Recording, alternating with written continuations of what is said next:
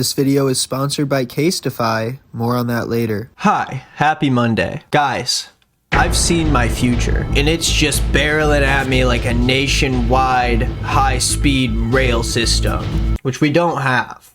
We should, but we don't have that. So it's like barreling at me like a $65 Uber that takes me like 3 miles down the road.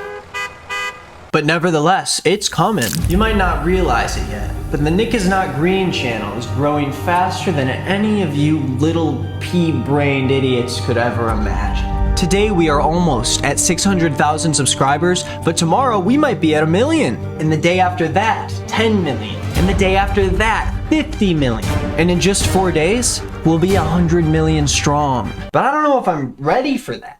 The fame, the fortune, the people online who are trying to say that I spit on my co-star's lap during a movie premiere. Oi, I'm Harry Styles. Oh, you spit on me. I might be unfit for this job. So to prepare for that fateful day, I need to look up to the greats. Those who have paved the path for guys just like me. Someone godlike. No. Beast-like.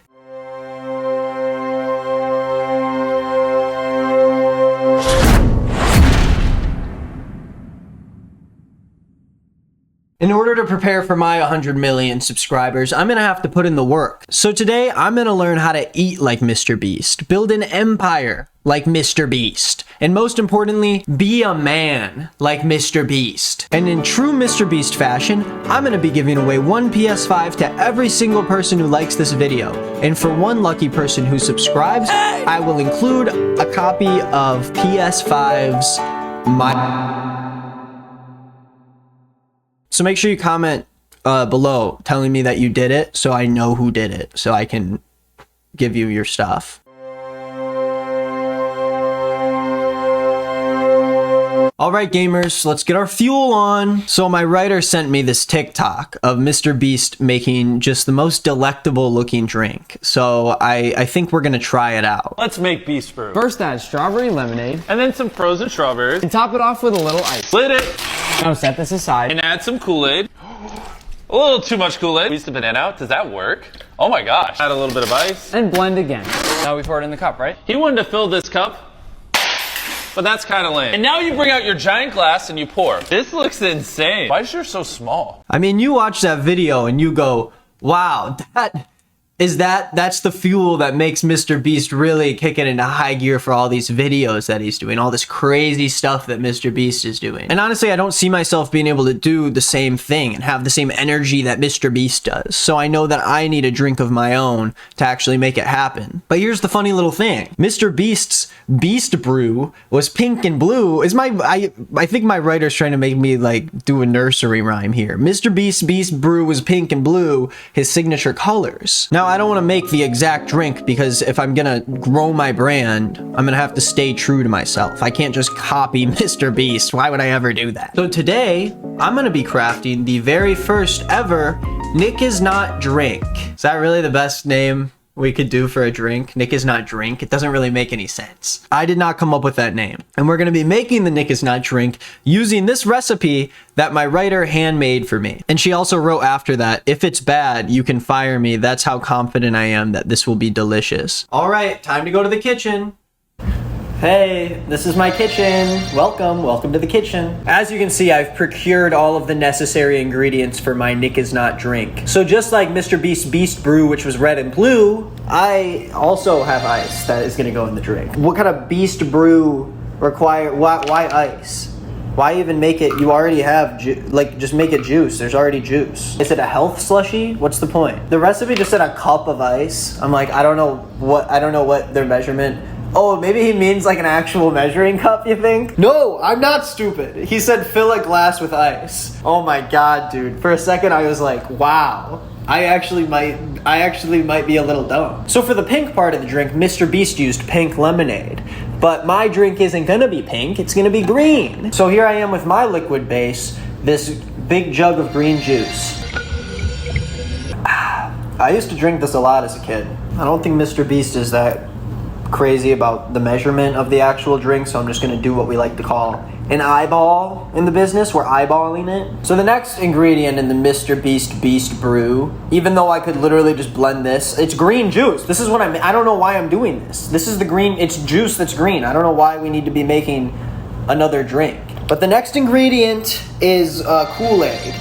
And they have blue Kool-Aid for the Mr. Beast drink, but they don't have green Kool-Aid. My writer's like, get green Kool-Aid. Yeah, let me just go to the store and find green. What flavor is that? So instead, I came up with the ingenious idea of Googling what two colors make green. And bingo bongo, you got yourself some country time lemonade and some blue Kool-Aid, which we are going to mix together for a tasty batch. I was talking about TikTok tea last week, and now this week I'm making drinks in my kitchen. That's not funny. It's not jealous? My water fills up itself. You poor pieces of shit. Whoa! 2 tablespoons each down the hatch. I mean, if that doesn't take you back to your childhood, then what does? Am I right, guys? I realize that the red may overpower the yellow, and so I may have screwed this up. I may need a lot more yellow than red. I don't know if the yellow does enough color to turn it green. There's no way it's gonna turn green. This is so stupid. I have a better idea. We're gonna mix them together, just the powders, until I get a good green going. I didn't think mixing colors was that hard. Sue me. Red and blue is purple. Blue and yellow is...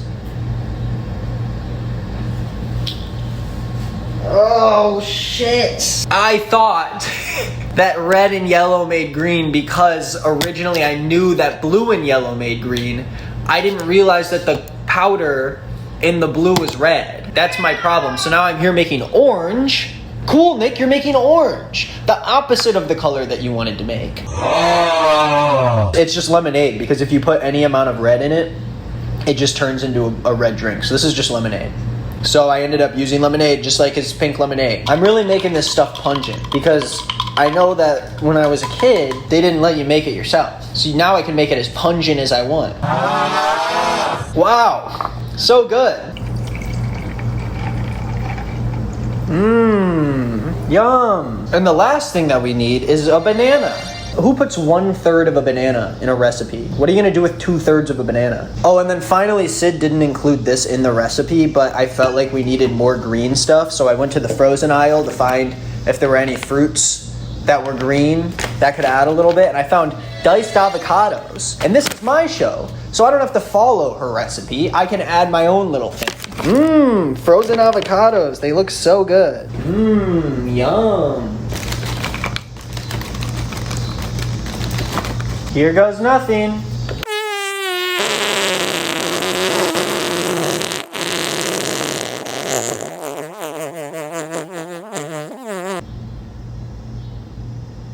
It's not even green. This is dumb, you know? Like, this is a dumb thing. Because there's nothing I'm adding to society by making this, you know? It's brown.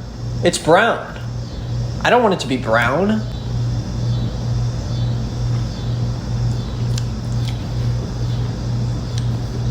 Now the good thing about it is that the main thing that I'm tasting from it all is just the juice that I bought at the store. I thought it'd be the Kool-Aid because that stuff was like really powerful, but honestly it just kind of all muddles together in the taste. Technically, if someone like handed this to me at a Jamba Juice or something, I'd honestly probably drink the whole thing and not realize it's not as bad as I thought, despite all the shit in it. And it would be kind of healthy if I didn't put so much goddamn Kool-Aid in it. It's really not that bad. Let's go back to the office.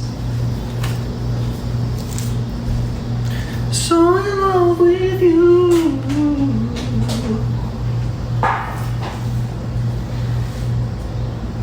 Let's take a second to talk about the sponsor for today's video, Casetify. Did you guys know that I have my own Casetify case? It comes in 3 cool colors and has a bunch of my friends on it, and it's super cool. The other great thing about Casetify is that their cases are made of 65% recyclable and plant-based materials, so you know that your phone cases are coming from a good place. Casetify also has brand new EcoShock technology that can protect your phone from up to 11.5 feet. And I'm gonna prove it.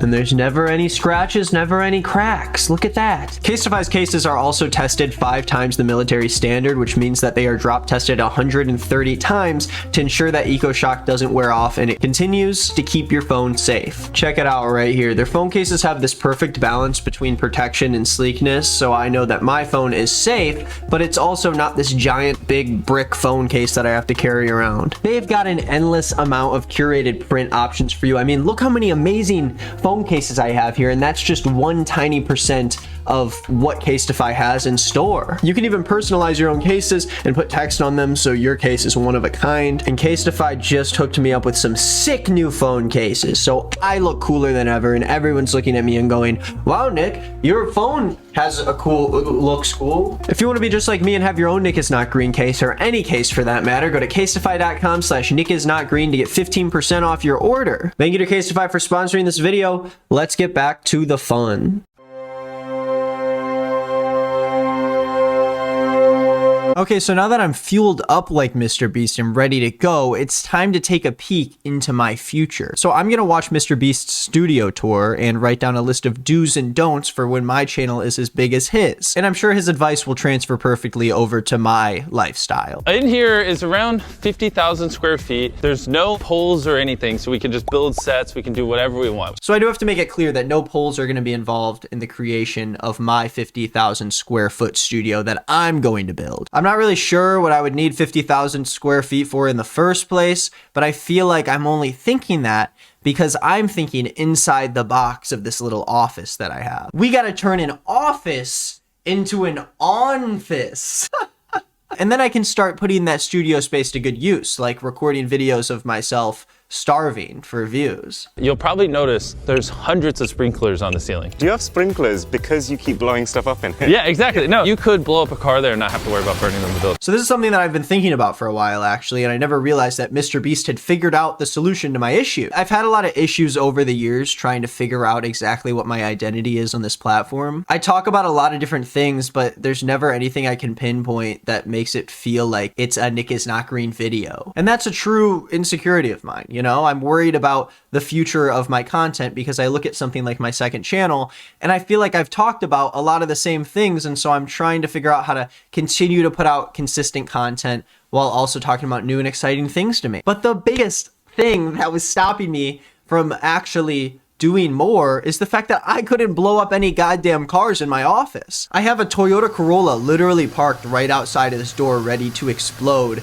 but I felt like I couldn't blow it up because I was gonna catch my apartment on fire if I did. Camera room, by the way. Yes, some videos we use 100 cameras, some videos we use 10. Okay, so this part should be pretty easy. I've got a mic, I got lights, I got a camera right here. I mean, I don't really know what else I could possibly... We have 26 FS5s. Then you've got loads of the same Oh, lens. wow. The first being the Sony 4K camcorder. There's Write about that 50 down. GoPro cameras in these boxes here, and another 50 of what are effectively super high-end security cameras. And then the piece de resistance. This is an FPV drone. Can you guess the total value of tech in this room? I'm about to be so wrong. 1.3 million. Okay, so I gotta get a few more things. Let me break character for like a minute, okay? This is an insane amount of equipment to have for Mr. Beast. There are entire university film programs who have less camera equipment than this man, which I get. It makes sense. He's like the biggest YouTube creator right now. But his tech guy estimated that there is over $1 million in cameras in that room alone. And this doesn't include all the other gaming setups and mini studios and everything else in this $14 million studio. And the worst thing about this, the reason I bring any of this up is because Mr. Beast literally has cameras that can shoot in 8K resolution, and he refuses to upload in any quality higher than 1080p, which means that his video resolution is massive, but then he decides to upload in worse quality on purpose. And the reasoning for Mr. Beast doing this is really interesting to me. You just upgraded your cameras actually to new ones that can shoot 8K resolution. Which I never will because I think it looks too professional. Yeah, so this is the question. Why is it that after all that, you still export in 1080p? I don't like the way high quality footage looks. You know, at the end of the day, it's just me and the boys messing around. You know, we still come up with the videos. It's still things that I find fun and I enjoy, and I don't ever want things to feel too produced. As larger than life as Mr. Beast is to all of us, he still wants to be seen as just this guy goofing around with his friends shooting videos, which is why he uploads in 1080p instead of 8K. Now hear me out. I don't think that trying to do something in a more homegrown format is always necessarily a bad thing. It's Always Sunny in Philadelphia did a similar thing by using worse cameras for their show to make it look more unprofessional. But here's the difference. Mr. Beast's production value warrants the use of cameras that shoot in that high of quality. He's making videos that are making millions and millions of dollars. I built Willy Wonka's chocolate factory. I gave my 100 millionth subscriber an island, $1 million influencer tournament. These videos don't really come off as like me and the boys making videos like we used to. As badly as Mr. Beast wants to pretend that he's just a guy who's still making videos in his backyard, he's on a $14 million soundstage. So I don't understand why the line is crossed once the footage gets too high quality. And all of that is fine. I'm not making this video to take issue with Mr. Beast's content or tell him he has to do something differently. I just find it a little bit weird. Mr. Beast does a lot of cool stuff that hasn't been seen before on YouTube's platform, and I don't really take issue with it. It's not like my thing, but also so is most of YouTube. Most of YouTube's not my thing. Who cares? Why would he care? He wouldn't like my videos, but I do just make this point to talk about how I find it interesting to watch YouTubers lose their relatability as they improve the quality of content. And they kind of have to come to terms with the fact that they aren't the smaller creator they used to be, and things kind of have to change in order for them to grow with the audience they have. There is no rules to any of this, but when you are in this job, YouTube kind of tells you what to do. And if you don't listen to YouTube, you don't really have a job anymore. Of course, I don't mean that literally. I mean that through the algorithm, but it still rings true for literally every creator who has a job out there right now. There are very few creators that I see out there who can literally just do whatever they want and still pull the same engaged audience as they would with a video that YouTube's algorithm loves. But I talked about this stuff months ago, so let's get back to what I'm actually interested in, which is this relatability aspect. In a sense, YouTube creators don't really have much control over losing that part of themselves, even if they want to have that close-knit audience that they used to have. The reason I don't stream on Twitch as much as I used to is because I used to stream for like 1 or 2 people, and it was fun when it was like 100 people and I still knew everyone there. But it's stressful to come into a space that used to be you just hanging out, and now it is sort of you almost clocking into a job, which is a dumb thing to complain about. It's an amazing job. I wouldn't trade it for anything in the world, but it does change the way that you interact with your content. As you grow, you become more and more disconnected from the people you were originally making that content for, and as much as I'd rather be in the position I am now because I have a stable job and I'm happy and I get to talk to so many people, it's also sad to think about how much I was able to interact with my audience before and how much that part of it kind of stresses me out now. Someone who I think deals with this dilemma really well is Emma Chamberlain. Over the span of like 5 years, she went from doing these vlogs on YouTube about like going to juggling school, and now she's on the cover of Vogue magazine. Okay, I made a mistake. Everybody. I bet for Emma Chamberlain fans, they're probably confused why I said she went to juggling school. So here's the thing. I don't know a lot about Emma Chamberlain. I only heard about her like a year ago, and so my writer wrote this part of the script. It said she went from vlogs about juggling school and YouTube, and so I was like looking for the footage. I'm editing the video right now, and I was looking for footage of the vlog where she went to juggling school, and I was looking for like a good 15 minutes, and I was like, did my writer just think that some other vlogger went to juggling school and mistook it for Emma Chamberlain? And then the more I googled Emma Chamberlain juggling, all the articles were like, Emma Chamberlain talks about juggling her YouTube life with her school life. And then I went back to the script and reread it and realized that the script says she went from vlogs about juggling school and YouTube, but I thought that it meant she went from vlogs about juggling school and YouTube.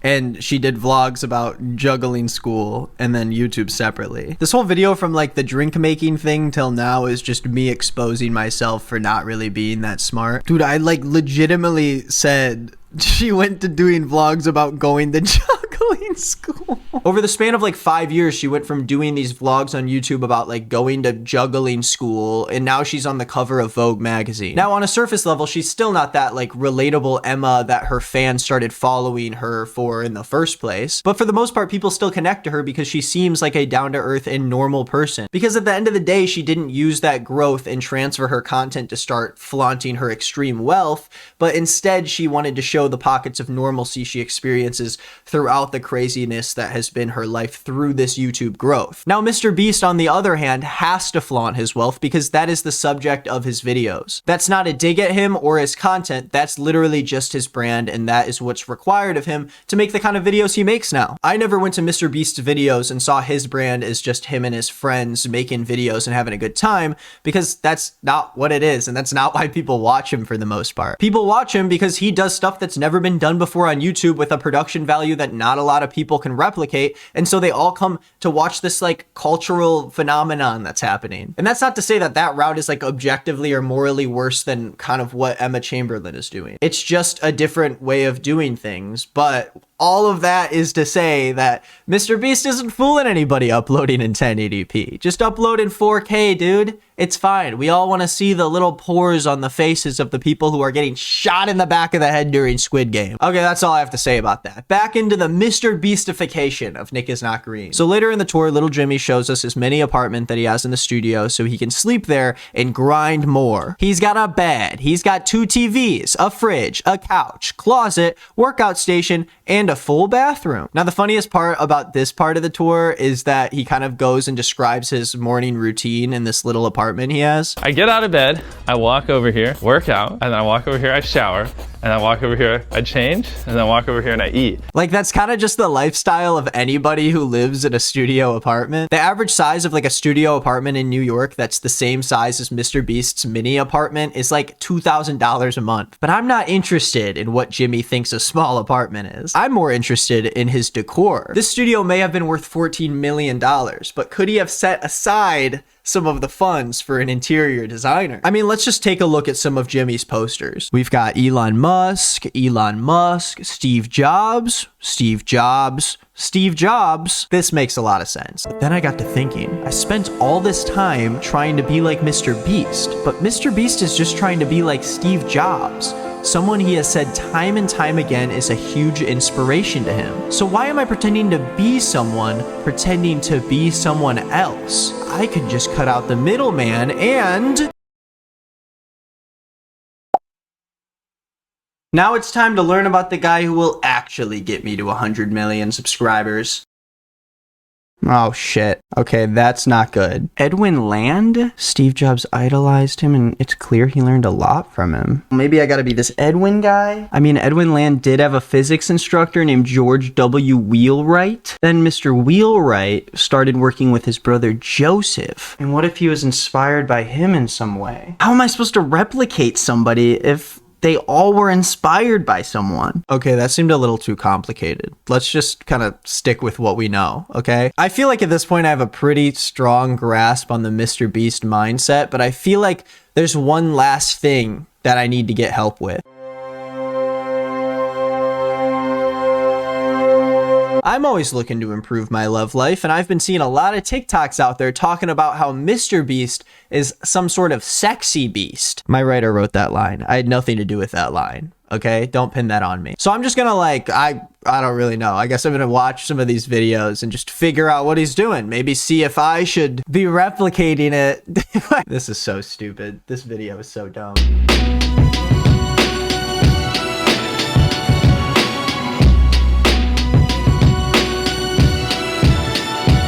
Wow, a lot of sex appeal there, okay? I kind of see what they're saying now. I'm sort of thinking I need to join Team Beast. He makes me want to play a game on his squid. I don't understand how the clip of him walking around in a mask is like the Mr. Sex video. He should change his name from Mr. Beast to Mr. Sex. Go home, touchdown like the end zone. When the circle turn to my home, can't get me out of my zone. Go hard. I didn't realize that there were Mr. Beast fan cams. I didn't realize that was a part of the internet, but I love it. Is it the real Mr. Beast? Yeah, it's for sure not. It's not Mr. Beast uploading his own fan cams to TikTok. Oh, that's him. Okay. Wow. You've seen all of the professional sports players, Jimmy McDingles, Rob Zarboni, Clayton Clamshell. These are Hall of Famers we're talking about here. But none of them can get a rebound and shoot the ball like Jimmy. All I'm gonna say is that there's a reason they started calling it Beast Mode. This love Some of y'all about to be real mad at me, but it must be said. Why don't you love me, daddy? Why don't you love me, daddy? Why don't you, why don't you? If fan fiction was real, Mr. Beast edition. Ooh, Mr. Today I have Beast 2 other edition. people here. Everyone will put one hand on this brand new car, and the last person to take their hand off will go home. Dude, with what it. is going on? Yeah, no, I don't think I want to be Mr. Beast anymore. Okay, I learned a lot about my future today. I know the do's and the don'ts. I know how to treat my body right. I know how to deck out my space. And most of all, I know how to win the heart of anybody of my choosing as long as they also like me back. Yeah, I pretty much got this whole 100 million subscriber thing unlocked, but I do need your help. If you guys don't give me 100 million subscribers by the end of the week, I am going to take Mr. Beast and put a in the back of his. Yeah, I can't say that. We're gonna get demonetized if I say that. The brand is dropping us. If you guys don't give me 100 million subscribers by the end of the week, I am going to run for office. You have 24 hours. Thanks for watching this video. If you haven't checked it out yet, I have a new podcast. It's called the Fellowship Covenant Podcast. We do a lot of fun things on it. We started a new religion. It's pretty crazy over there. Everyone's having a good time. Make sure you click the top right of the screen so you can go check it out. I got the second channel I'm uploading a couple times a week. I got the podcast. I got the gaming channel. I got the streams channel. I got He Said Us, where I'm making videos about Harry Potter and throwing a bunch of random shit on there. I'm all over the internet and you can't escape me. Anyways, there's 2 of my other videos on the screen right now. You should check them out or subscribe or comment or whatever. I don't, just do something with your life. Just keep doing, just don't sit there and do nothing. It's a waste of time. Anyways, as Mr. Beast always says in his videos, beast out.